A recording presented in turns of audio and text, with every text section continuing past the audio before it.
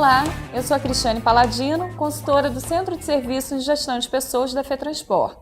Hoje a gente está recebendo Décio Caetano, do CETRANSP de Goiânia, que vai falar um pouco para a gente sobre como a modernização nos sistemas de pagamento através da bilhetagem eletrônica e outras inovações no sistema de transporte de passageiros influenciou diretamente na transformação de alguns postos de trabalho. Décio, Goiânia foi pioneira não só na bilhetagem eletrônica, como também agora na mudança, na alteração de alguns postos de trabalho. Conta pra gente um pouquinho como é que foi esse movimento e em que isso impactou nessa mudança do posto de trabalho. Olha, Cristiane, na verdade, esse processo ele se iniciou em 1996, quando nós, como você disse, de forma pioneira, idealizamos o sistema de bilhetagem eletrônica. Colocamos em 1998 um sistema já funcionando, em fevereiro de 1998.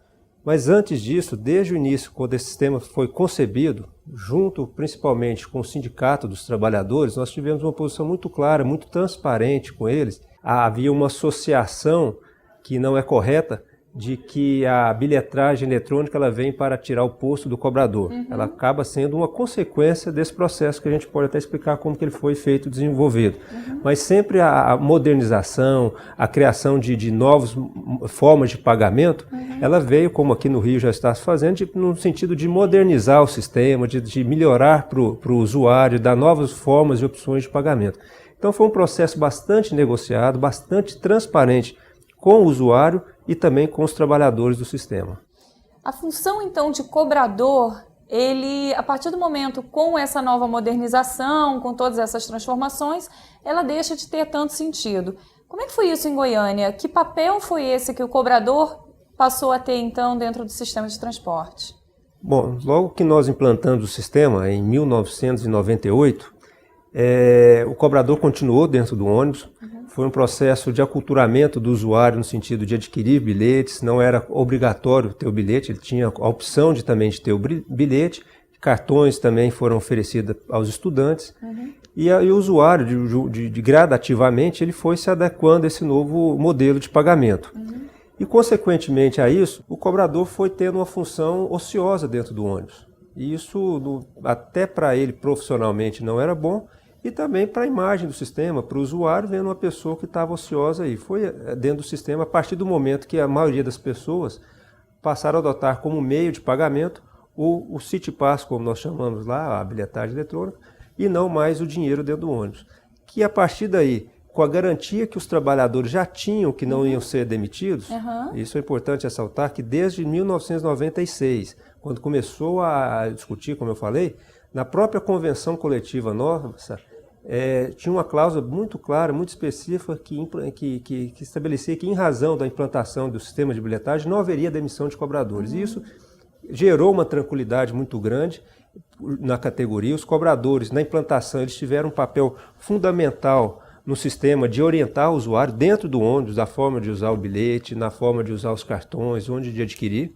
E a partir de que o usuário foi aderindo ao sistema, esses cobradores eles foram gradativamente sendo retirados dos ônibus e fazendo um papel de auxiliar do usuário externamente nos pontos de ônibus. É bom completar também que os cobradores, todos eles, aqueles que deixaram a função, eles só passaram por um processo de requalificação.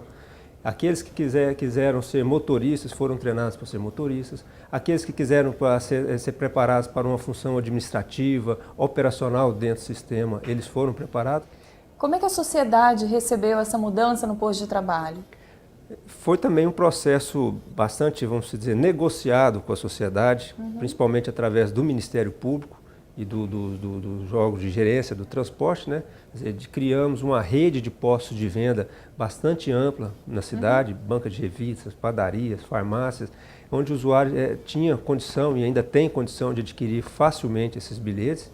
E mesmo assim, nós garantimos isso através de um termo justamente de conduta com o Ministério Público, que nenhum usuário ia deixar de ser transportado em ter ou não o bilhete. Até por isso ia contra a nossa atividade, que é de transportar essas pessoas. E aí como era feito isso? O usuário ele tinha essa rede de postos. Se porventura ele não encontrasse um posto de venda, ele poderia ainda assim entrar no ônibus. O motorista, ele teria condição de proporcionar ele adquirir esse bilhete em um posto de venda, ou no ponto final da linha, ou dentro de um terminal de integração. Mesmo assim, se ele não tivesse condição de adquirir esse bilhete por um motivo ou outro, em determinado dia da semana, ou já de madrugada, se não tivesse posto, o motorista nessa situação poderia, o que nós chamamos de uma venda a bordo. Ele faria uma venda que hoje, para você ter uma ideia, depois de já quase 14, 15 anos de implantada, essa venda a bordo, nós chamamos, ela chega a 1,5% no máximo.